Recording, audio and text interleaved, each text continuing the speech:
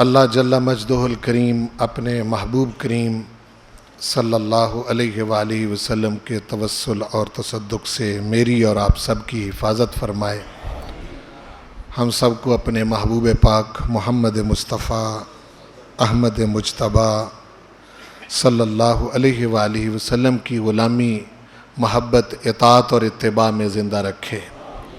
اسی پر ہم سب کو موت نصیب کرے، زندگی بھر بے ادبی اور گستاخی سے محفوظ رکھے، اور اس دنیا سے رخصت ہوتے ہوئے حسن ختام نصیب فرمائے۔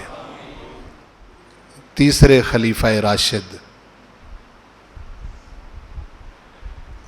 پیکر حیا، ذو النورین، ذو الہجرتین، ذو البشارتین، سیدنا عثمان بن عفان رضی اللہ تعالی عنہ کا یوم شہادت ہے۔ آج کے خطبہ جمعۃ المبارک میں ہم نے ان کی بارگاہ میں خراج تحسین پیش کرنے کے لیے اور ان کے ساتھ اپنی یادوں کو تازہ کرنے کے لیے آج کے جمعۃ المبارک میں اس موضوع کا انتخاب کیا ہے۔ بہت ذہن میں رکھنے والی بات ہے جو میں آپ کے گوش گزار تمہید کے طور پر کرنا چاہ رہا ہوں۔ یاد رکھیں کہ تاریخ ایک ایسی چیز ہے یا ایسا سورس آف نالج ہے کہ اگر آپ تاریخ پر اعتماد کریں گے اور کلی اعتماد کریں گے تو آپ کسی بھی شخصیت کے بارے میں شک میں مبتلا ہوئے بغیر نہیں رہیں گے۔ مورخ جو تاریخ لکھنے والا ہوتا ہے اس کی کسی نہ کسی کے ساتھ وفاداریاں ہوتی ہیں، وہ کسی کے موافق ہوتا ہے اور کسی کے مخالف ہوتا ہے۔ جس کے ساتھ اس کی موافقت ہوتی ہے وہ اپنی تاریخ میں اس کی تعریفیں بیان کرتا ہے، اور جس کے ساتھ اس کی مخالفت ہوتی ہے اس کے بارے میں وہ اپنی تاریخ کے اندر برے کلمات لکھ دیتا ہے۔ بعد میں آنے والا انسان جب تاریخ پڑھتا ہے اور اگر اس کی کتاب پر کلی اعتماد کرتا ہے تو پھر وہ شکوک و شبہات میں مبتلا ہوئے بغیر نہیں رہ سکتا۔ ہاں، کائنات کے اندر ایک تاریخ اور بھی ہے جو مورخ نے نہیں لکھی، کسی مورخ نے نہ اس کو ترتیب دی ہے نہ اس کو لکھا ہے تاریخ۔ وہ تاریخ رب ذوالجلال والاکرام نے اول انسان سے لے کے آخر تک جو ہوا، جو ہو رہا ہے، جو ہونا ہے، وہ سارے کا سارا لا ریب علم کی صورت میں اپنے محبوب کے قلب مبارک پر اتار دیا ہے، اور وہ قرآن مجید ہے۔ قرآن مجید بھی تاریخ ہے۔ آپ دیکھیں اس میں ملائکہ کا ذکر ہے، جنوں کا ذکر، آدم علیہ السلام سے لے کے تمام انبیاء علیہم السلام کا بعض اوقات بالتفصیل اور بعض اوقات بالاختصار ان کا ذکر قرآن مجید کے اندر موجود ہے۔ لیکن قرآن مجید کے کسی بھی بیان کیے ہوئے واقعہ کو کوئی شخص کبھی جھٹلا نہیں سکتا۔ اگر جھٹلاتا ہے تو وہ ایمان سے نکل جاتا ہے۔ ہاں، اگر قرآن مجید کو وہ سچا جانتا ہے تو تبھی وہ صاحب ایمان رہتا ہے۔ لیکن اگر تاریخ کی کتاب کو آپ جھٹلا دیتے ہیں اور کہہ دیتے ہیں کہ جی فلاں مورخ نے یہ بات ٹھیک نہیں لکھی حقائق کی بنیاد پر، تو اس سے کوئی شخص دائرہ ایمان سے خارج نہیں ہوتا۔ اس کی وجہ یہ ہے کہ مورخ جو لکھاری ہے تاریخ کا وہ رب ذوالجلال والاکرام اور رسول پاک کی طرح سچا نہیں ہے. اس کی جھول ہوتی ہے کسی نہ کسی طرف. تاریخ لکھنے والے ایسے بھی ہوئے ہیں جنہوں نے سچے انسانوں کو جھوٹا ثابت کرنے کی کوشش کی ہے. تھے وہ سچے. میں اس کی چھوٹی سی مثال آپ کے سامنے یوں رکھتا ہوں کہ جو اپنی تاریخ کے اندر یہ لکھتا ہے کہ جی یزید حق پر تھا یا یزید سچا تھا، اس شخص نے واقعہ کربلا کو کس تناظر میں دیکھا ہے، اس کا اس واقعہ کے اندر کیا بگڑا. ہر چند کے ستیہ ناس یزید نے اپنا خود ہی کیا ہے، لیکن اس کا مطلب یہ نہیں ہے کہ ایک شخص جو ہے وہ حقیقت کو ہی جھٹلا دے اور حق اور باطل کی پہچان کو ہی چھوڑ دے. آپ جانتے ہیں کہ ہمارے دور تک ایسے لوگ پائے جاتے ہیں جو معاذ اللہ یہ کہتے ہیں کہ جی یہ جو واقعہ کربلا ہوا ہے یہ ایک دو شہزادوں کی جنگ ہے. اور چھوٹے موٹے لوگ بھی نہیں، پڑھے لکھے لوگ ہیں، کہتے ہیں یا نہیں کہتے ہیں جی. بعض اوقات وہ یہ ثابت کرنے کی کوشش کرتے ہیں معاذ اللہ کہ سیدنا امام حسین کی غلطی تھی، حالانکہ آپ نے حق کی خاطر جان قربان کر دی. اس لیے جو مورخ ہوتا ہے نا وہ ہر طرف سے ہوتا ہے. میں اس کی مثال آپ کے دور میں دیتا ہوں. فرض کریں کہ آج کا مورخ جس دور میں ہم چل رہے ہیں، تاریخ لکھنے والے کئی ہو سکتے ہیں. یعنی ایک تاریخ لکھنے والا وہ ہو سکتا ہے جو تحریک انصاف کا کارکن ہو، وہ دوسروں کو جھٹلاتا جائے گا.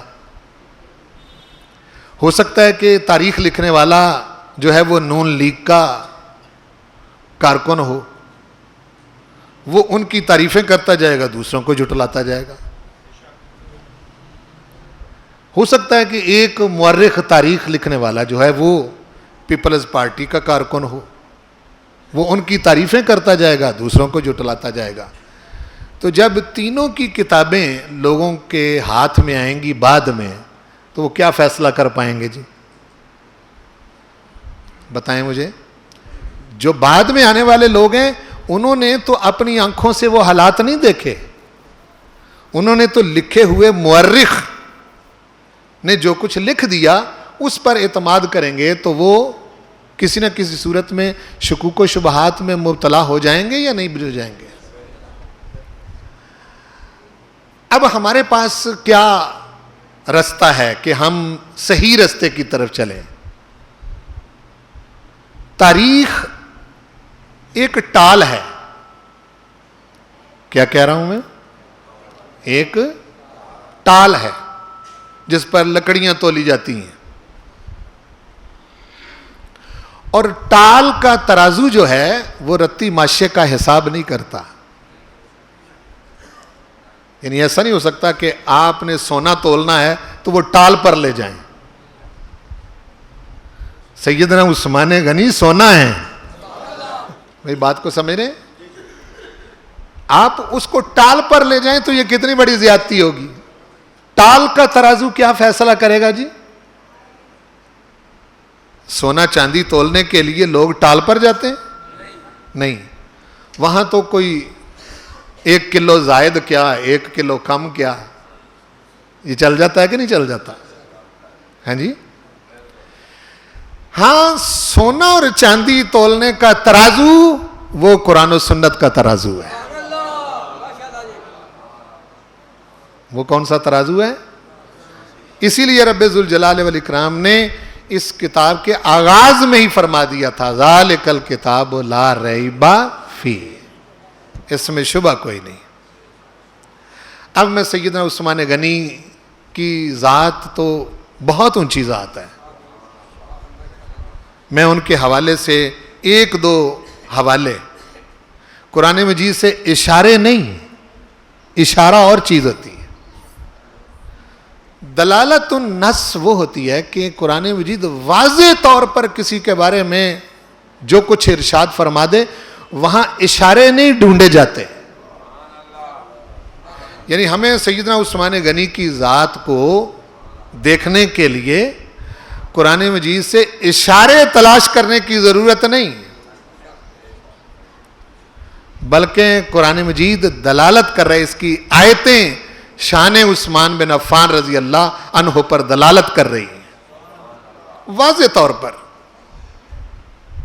اس پر آپ غور کریں، پھر میں قرآن مجید کی آیتوں سے واضح طور پر جو ثابت ہوتا ہے وہ آپ کے سامنے رکھتا ہوں۔ سورۃ الفتح کی 2 آیتیں میں آپ کے سامنے، ان کا پس منظر، ان کا مفہوم جو سیدنا عثمان غنی رضی اللہ تعالیٰ عنہ کی شان کو بہت کھول کر واضح کر دے گا۔ اور اس کے بعد پھر بھی اگر کوئی شبہ میں رہے تو میں اس کی ذات پر پھر انا للہ و انا الیہ راجعون کہہ سکتا ہوں۔ رسول کریم صلی اللہ علیہ وسلم اپنے 1400 صحابہ کے ساتھ حدیبیہ کے مقام پر جمع ہیں۔ آپ عمرہ کرنے کی غرض سے مدینہ شریف سے آئے، احرام باندھے ہوئے ہیں اور قربانیاں ساتھ ہیں۔ رسول پاک صلی اللہ علیہ وسلم کو مکے والوں نے، قریش مکہ نے روک دیا، اور روکا یہاں حدیبیہ کے مقام پر ہی، وہیں آپ نے پڑاؤ ڈالا۔ حضور علیہ السلام نے پہلے سیدنا عمر بن خطاب سے کہا کہ ہم چاہتے ہیں کہ قریش مکہ کے پاس کسی کو اپنا سفیر بنا کے بھیجیں۔ وہ عرض کرنے لگے، یا رسول اللہ بصر و چشم، مجھے تو آپ کا فیصلہ قبول ہے، لیکن میرے وہاں جانے سے پہلے ہی لڑائی شروع ہو جائے گی۔ تو حضور علیہ السلام نے پھر انتخاب کیا سیدنا عثمان غنی کا۔ میں ایک آپ کی خوبی آپ کو بتاتا ہوں کہ آپ کے اپنے اور غیر حیا کرتے تھے۔ اپنے بھی حیا کرتے تھے۔ کوئی شخصیتیں ایسی ہوتی ہیں، ہر شخصیت جمالی نہیں ہوتی، ہر شخصیت جلالی نہیں ہوتی۔ آپ کا حیا کس وجہ سے کرتے؟ آپ سخی تھے، اور جس وقت آپ سخاوت کرتے تھے اس وقت آپ یہ نہیں دیکھتے تھے کہ یہ میرا ملنے والا ہے یا نہیں ہے، سب کو نوازتے تھے۔ بلکہ میں نے ایک واقعہ پڑھا ہے کہ جس وقت مائیں اپنے بچوں کو لوری دیتی تو کہتی، سو جا میرے لال، میں تیرے ساتھ ایسے پیار کرتی ہوں جیسے مکے والے عثمان سے پیار کرتے ہیں۔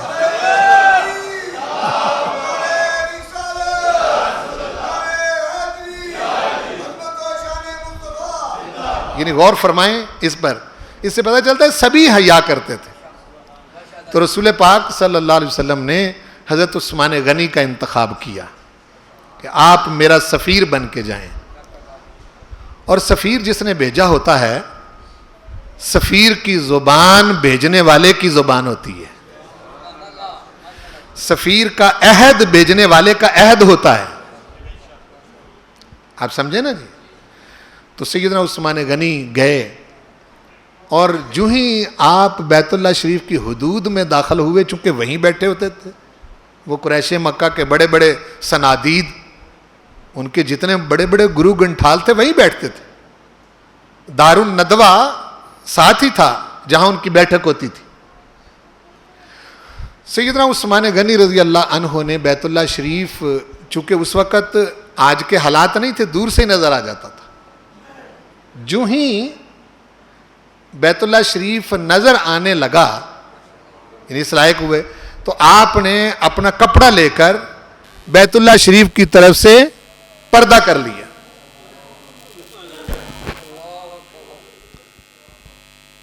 سمجھے؟ یعنی جس وقت رسول پاک صلی اللہ علیہ وسلم نے ان کو بھیجا تو انہوں نے بیت اللہ شریف کو دیکھا نہیں. اچھا مجھے یہ بتائیں کہ کیا عثمان غنی رضی اللہ عنہ کو نہیں پتا تھا کہ مدینہ شریف سے عمرہ کرنے ہی تو آئے ہیں؟ معلوم تھا نا. اچھا یہ بات بھی معلوم تھی سیدنا عثمان غنی کو کہ بیت اللہ شریف کو دیکھنے سے بندہ ایسے ہو جاتا ہے جیسے آج ماں کے بطن سے پیدا ہوا ہے. بھائی اگر آج آپ کو پتا ہے تو سیدنا عثمان غنی کو تو زیادہ پتا تھا نا. بیت اللہ شریف کی عزت، حرمت، اس کا مقام، مرتبہ عثمان جانتے تھے یا نہیں جانتے تھے؟ جانتے تھے. پردہ کیوں کر لیا؟ بیت اللہ شریف کی طرف سے پردہ کیوں کر لیا؟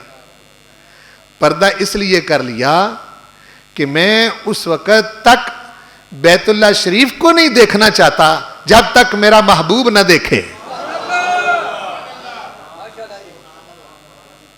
جب تک میرے آقا نہ دیکھیں. اب بتائیں ایمان کیا شے ہے؟ ایمان کسے کہتے ہیں؟ جو آپ کا بیت اللہ شریف کا دیدار رسول پاک سے کٹا ہوا ہے وہ ایمان نہیں. بولو، وہ ایمان نہیں ہے. چلیں ان سے بات چیت ہوئی قریش مکہ سے، تو وہ کہنے لگے کہ ہم اس کی قطعاً اجازت نہیں دیں گے کہ مسلمان آ کے بیت اللہ شریف کا طواف کریں. وہ ڈٹ گئے. لیکن انہوں نے کہا کہ تمہارے ساتھ ہمارے دیرینہ مراسم ہے. آپ ایسا کریں کہ آپ طواف بھی کر لیں، حجر اسود کو بوسہ بھی دے لیں، اور یہاں جو مناسک ہیں عمرے کے اے عثمان آپ ادا کر لیں. آپ نے فرمایا تم نے مجھے سمجھا کیا ہے؟ تم نے میرا عمل نہیں دیکھا کہ میں نے بیت اللہ شریف کی طرف سے پردہ کر لیا؟ یعنی یہ تم نے نہیں دیکھا تو میں حضور کے بغیر طواف کیسے کر سکتا ہوں؟ انہوں نے اس سے کچھ بات بڑھی، تکرار ہوا. اصل مسئلہ انہیں بیت اللہ شریف سے نہیں تھا. قریش مکہ کو اصل مسئلہ رسول پاک کی ذات سے تھا. سیدنا عثمان غنی رضی اللہ عنہ کو انہوں نے پکڑا اور نظر بند کر دیا. یہ ایک طرف سے تو وفا کا انہیں پتہ چل گیا. انہوں نے یہ دیکھنا چاہا کہ سیدنا عثمان کے حوالے سے رسول کریم صلی اللہ علیہ وسلم کیا کرتے ہیں.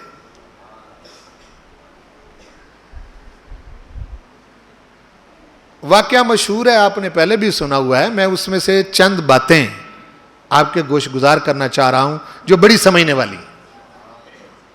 نظر بند کر کے تو انہوں نے مشہور کر دیا کہ عثمان شہید کر دیے گئے. یہ خبر دانستہ انہوں نے حضور تک پہنچا دی. نبی کریم صلی اللہ علیہ وسلم نے تمام صحابہ کو اکٹھا کیا، 1400 صحابہ کو اکٹھا کیا یہ خبر سن کے. یہاں کچھ لوگ شبے میں ڈالتے ہیں کہ جی دیکھیں اگر رسول کریم صلی اللہ علیہ وسلم کو پتا ہوتا کہ عثمان شہید نہیں ہوئے تو اتنے زیادہ صحابہ سے بیعت لینے کی ضرورت کیا تھی. وہ حضور علیہ السلام کے علم مبارک پر زد ڈالتے ہیں. یہ نہیں ہوتا کہ پتہ نہیں تھا. اللہ اور اس کے رسول کو جو پتہ ہے وہ کسی کو پتہ نہیں ہے.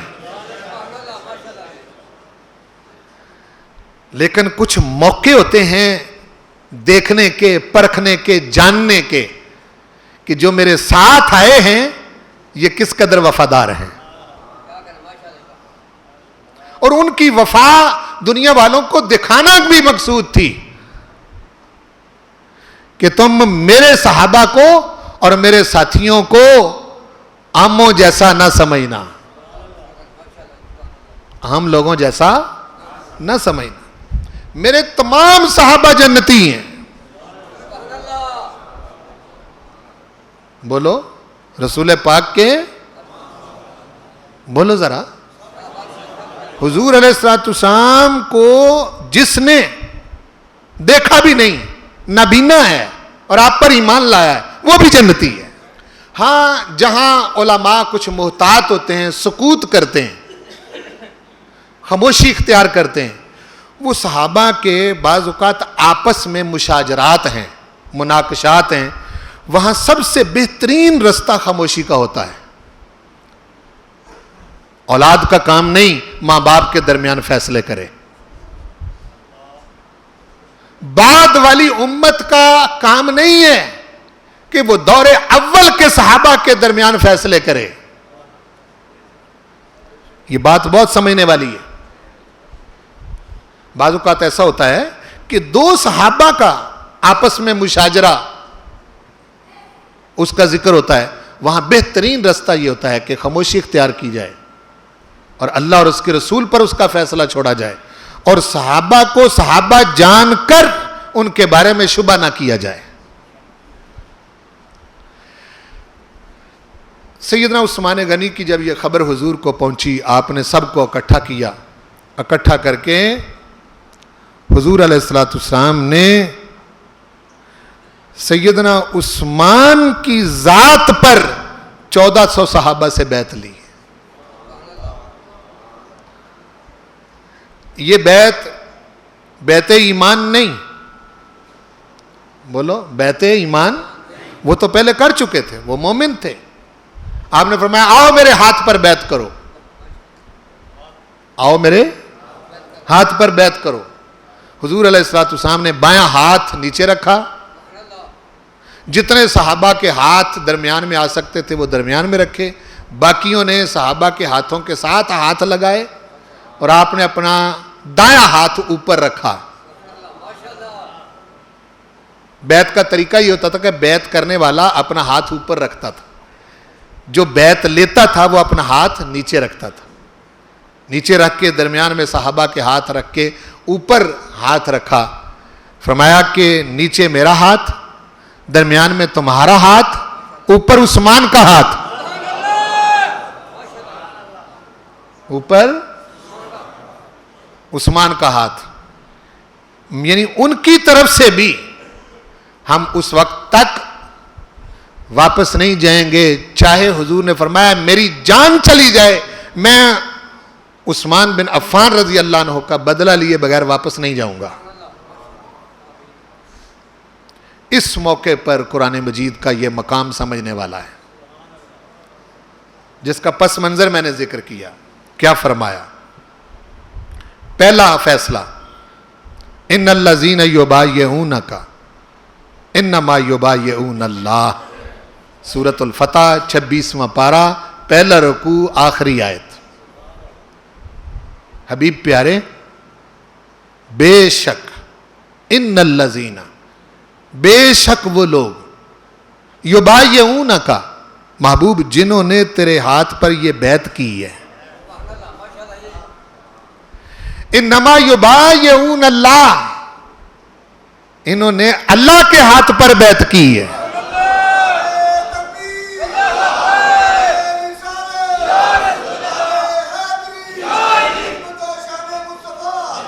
محبوب جنہوں نے تمہارے ہاتھ پر بیعت کی ہے یا بیعت کر رہے ہیں، یبایعونک انما یبایعون اللہ۔ بتاؤ کتنی واضح آیت ہے۔ اگر سیدھا سیدھا مفہوم لوں تو کچھ کا کچھ بن جائے۔ کیا بولو؟ سیدھا سیدھا مفہوم لوں تو کچھ کا کچھ بن جائے، لیکن کوئی برتن بھی تو سامنے اتنا ہو جس میں کچھ ڈالوں۔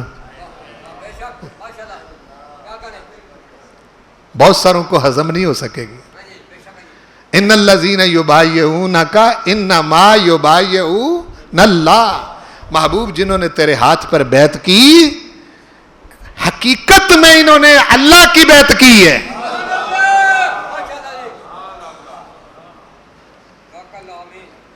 ید اللہ فوق ایدیہم، یہ قرآن ہے۔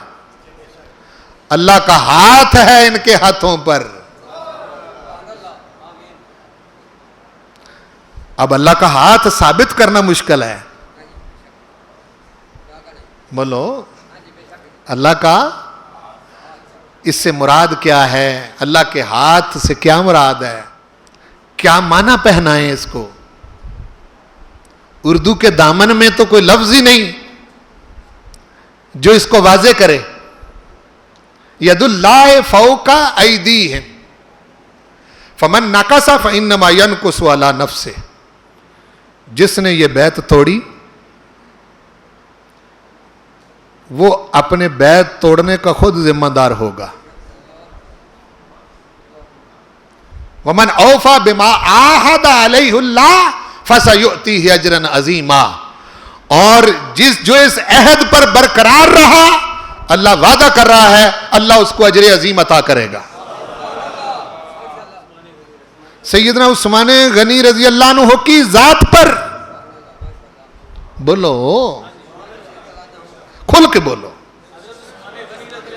سیدنا عثمان غنی کی ذات پر بیعت ہو رہی ہے.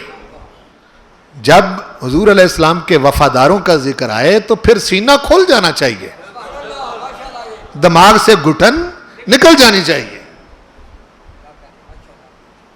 تو فرمایا کہ جو اس عہد کو پورا کرے گا اللہ تعالیٰ وعدہ فرما رہا ہے یہ اللہ کے ذمے ہے. علیہ اللہ فسیؤتیہ اجرا عظیما. اللہ تعالیٰ ان کو عنقریب اجر عظیم عطا کرے گا. ایک آیت ویسے اس پیرائے کی یہ پوری صورت ہی اسی بارے میں ہے، پوری صورت ہی. اس کے لیے اگر میں اس کا تذکرہ چھیڑ دوں تو پھر کئی جمعۃ المبارک کے خطبے چاہیے. دوسری آیت، دو آیتیں میں نے اس مرتبہ انتخاب کی ہیں، اس کو دیکھیں. دوسری آیت یہ سورہ فتح کا ہی تیسرا رکوع شروع ہو رہا ہے. لقد رضی اللہ عن المؤمنین اذ یبایعونک تحت الشجرہ. سیدنا عثمان غنی کی ذات پر بیعت کی برکت دیکھیں کہ جس درخت کے نیچے بیعت لی قرآن نے اس کو اپنے دامن میں سمو لیا ہے. تحت الشجرہ. لقد رضی اللہ عن المؤمنین. یہ لام بھی تاکید کا، قد بھی تحقیق کا، کئی تاکیدیں یہاں جمع ہو گئی. لقد رضی اللہ عن المؤمنین. اللہ خوش ہو گیا ہے، اللہ راضی ہو گیا ہے، بلا شک و شبہ اللہ راضی ہو گیا ہے. عن المؤمنین، محبوب کے ان غلاموں سے، ان ایمان والوں سے. اذ یبایعونک تحت الشجرہ، محبوب پیارے جنہوں نے تیرے ہاتھ پر درخت کے نیچے بیعت کی ہے. اللہ ان سے، بولو ان سے راضی ہو گیا ہے. یعنی اللہ راضی ہو گیا ہے. اللہ راضی ہو گیا ہے. بیعت عثمان پر اتنی برکت والی بیعت کہ عثمان غنی رضی اللہ عنہ کے نام پر بیعت کی برکت سے 1400 صحابہ کو اللہ کی رضا کا سرٹیفکیٹ مل رہا ہے.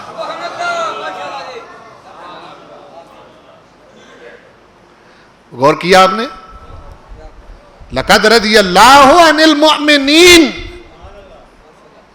ایک تو ایمان کا سرٹیفکیٹ دے دیا کہ یہ سب ایمان والے ہیں. عن المؤمنین اذ یبایعونک تحت الشجرہ، محبوب جو آپ کے ہاتھ پر بیعت کر رہے ہیں درخت کے نیچے.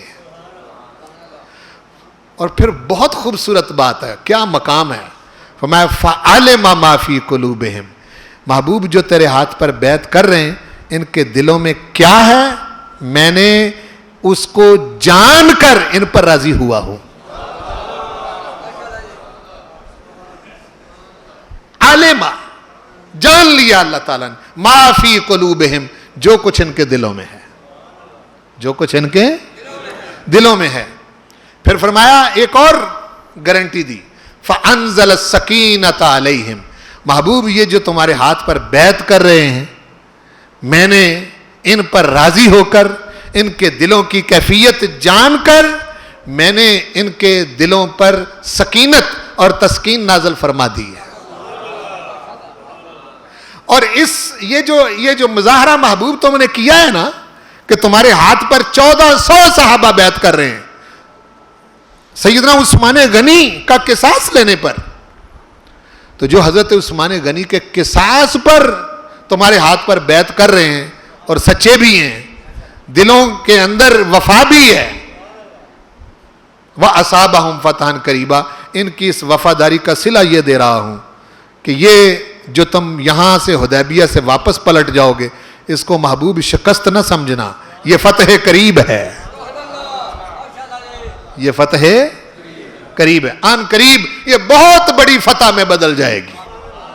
وہ اگلی بات مالک نے کر دی, وَأَصَابَهُمْ فَتْحًا قَرِيبًا وَمَغَانِمَ كَثِيرَةً يَأْخُذُونَهَا وَكَانَ اللَّهُ عَزِيزًا حَكِيمًا. محبوب یہ بہت کثرت سے مال غنیمت حاصل کریں گے, اللہ تعالیٰ زبردست ہے, حکمت والا ہے. لیں جی, جس شخصیت کے برکت سے 1400 صحابہ کو اللہ کی رضا کا سرٹیفکیٹ مل رہا ہے, وہ شخص خود کیا ہوگا؟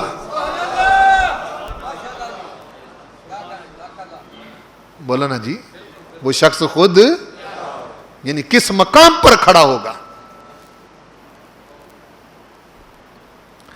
ایک مرتبہ حبشہ کی طرف ہجرت کی اور ایک وقت میں مدینہ شریف کی طرف ہجرت کی. اس حساب سے سیدنا عثمان غنی ذو الہجرتین بھی ہیں, 2 ہجرتوں والے. اور ایک مرتبہ جب کنواں خرید کے میٹھے پانی کا مدینہ والوں کے لیے وقف کیا, حضور علیہ السلام نے ارشاد فرمایا, ما در عثمان ما عمل بعد هذا اليوم, اے عثمان آج کے بعد کچھ بھی کرو, تمہارا کوئی عمل تمہیں نقصان نہیں دے گا. گارنٹی کہاں سے مل رہی؟ کچھ بھی کرو. ایک یہ مقام اور دوسرا غزوہ تبوک کا مقام. جب آپ نے کہا اللہ کے دین کو تمہارے مال کی ضرورت ہے, عالمی جنگ چھڑنے والی ہے, سب اپنا اپنا مال لے کے آؤ. سیدنا عمر بن خطاب آدھا لے آئے, وفاؤں کا پیکر صدیق اکبر, جو فرماتے ہیں کہ حضور پر ایمان لانے کے بعد کبھی شبہ گزرا ہی نہیں, سب کچھ لے آئے. کوئی ایک دن کی مزدوری کھجوریں لے آیا. حضور علیہ السلام نے یہ اس واقعہ میں اس طرح اشارہ ہے کہ اس مجلس میں دائیں طرف سیدنا عثمان بیٹھے تھے. آپ نے رخ کیا, کہا کہ اللہ کے دین کو زیادہ مال کی ضرورت ہے. عرض کی آقا 300 اونٹ غلے سمیت قبول کیجئے. پھر آپ نے سامنے اشارہ کیا, سامنے. سیدنا عثمان غنی وہاں سے اٹھے, سامنے آئے, عرض کی آقا 300 اور قبول کیجئے. پھر آپ نے بائیں طرف اشارہ کیا, وہاں سے اٹھے, بائیں طرف آ کے کہا 300 اور قبول کیجئے.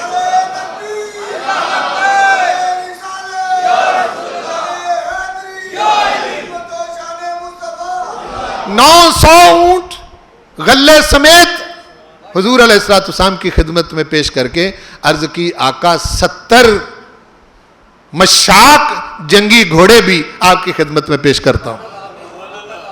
پھر گھر گئے, جو اشرفیاں سونا چاندی تھے وہ کٹھے کر کے لائے. عرض کی آقا اس کے علاوہ تبوک کے طرف جاتے ہوئے آدھے لشکر کا میں ذمہ دار ہوں, آدھے لشکر کی خوراک کا بھی ذمہ دار ہوں. اس موقع پر پھر حضور نے فرمایا تھا, ما در عثمان ما عمل بعد هذا اليوم, 2 مرتبہ فرمایا. اس حساب سے سیدنا عثمان غنی ذو البشارتین بھی ہیں, 2 مرتبہ جنت کی بشارت پائی.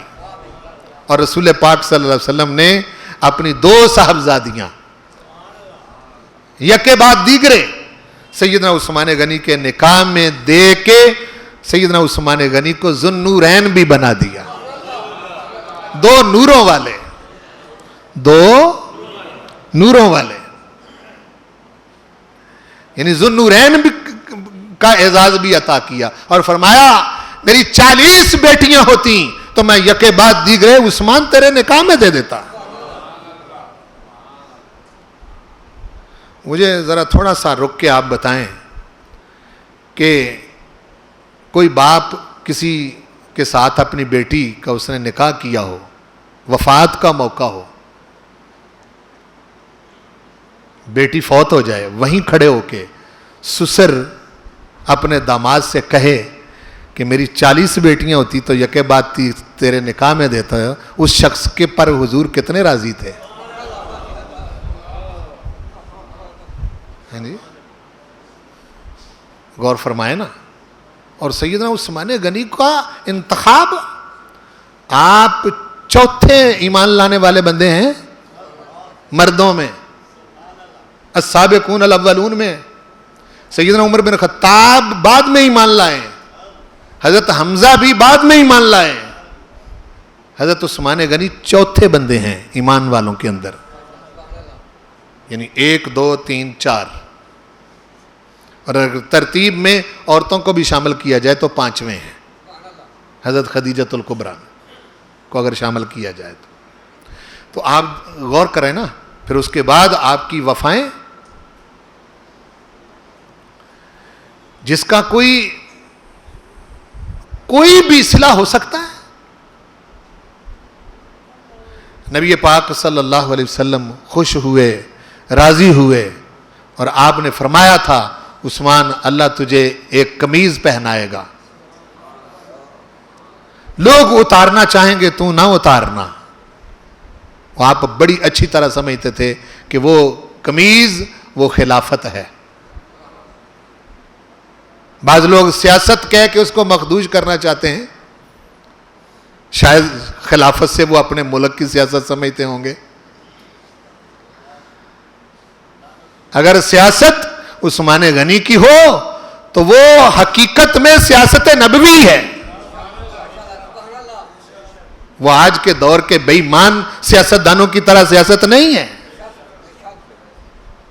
अगर सियासत भी उसको लफ्ज पहनाया जाए तो वो सियासत नबवी है, जो चला आ रहा था किरदार। ये खूबसूरत एक गुलदस्ता है, सैयदना अबू बकर सिद्दीक, सैयदना उमर बिन खत्ताब, सैयदना उस्मान गनी, सैयदना हैदर कर्रार। इस गुलदस्ते को इकट्ठा किया जाए फिर हुजूर का किरदार लोगों के सामने आया होता है। किसी को कोई शान दी, किसी को कोई शान दी। अब जो 1400 सहाबा हुजूर के हाथ पर बैत कर रहे हैं, ये किसी और के बारे में कभी हुआ है?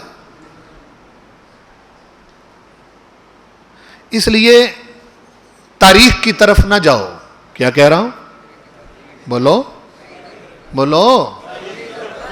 तारीख की किताबें पढ़ पढ़ के अपने दिमाग खराब ना करो। सैयदना उस्मान गनी, सोना तो मैं सिर्फ मिसाल दे रहा हूं, वो अल्लाह ताला का इंतखाब है। बोलो, बारी ताला का इंतखाब है। इसलिए उनको अगर तोलना भी है आपने तो कुरान पाक के पास आओ। कुरान मजीद उनके बारे में क्या इरशाद फरमा रहा है? अगर आप इधर आएंगे तो तफरका से भी बच जाएंगे, इंतशार से भी बच जाएंगे, कुरान पाक पर ईमान भी पुख्ता होगा, और सैयदना उस्मान गनी के बारे में शुकूक व शुबहात भी पैदा नहीं होंगे। ये किरदार होना चाहिए। और फिर ये देखें कि रसूल पाक और हम जो हैं, अगर दरमियान से इन हस्तियों को निकाल दिया जाए, आपके पास दीन की शक्ल क्या रह जाती है? मैं ये कह रहा हूं, हम हैं ना जी इस जमाने में, और रसूल करीम सल्लल्लाहु अलैहि वसल्लम के दरमियान आपके सहाबा हैं। अगर उनको दरमियान से निकाल ही दिया जाए, हैं जी, आपके पास दीन की क्या शक्ल बाकी रह जाती है? कौन सा दीन है जिस पर आप अमल करेंगे?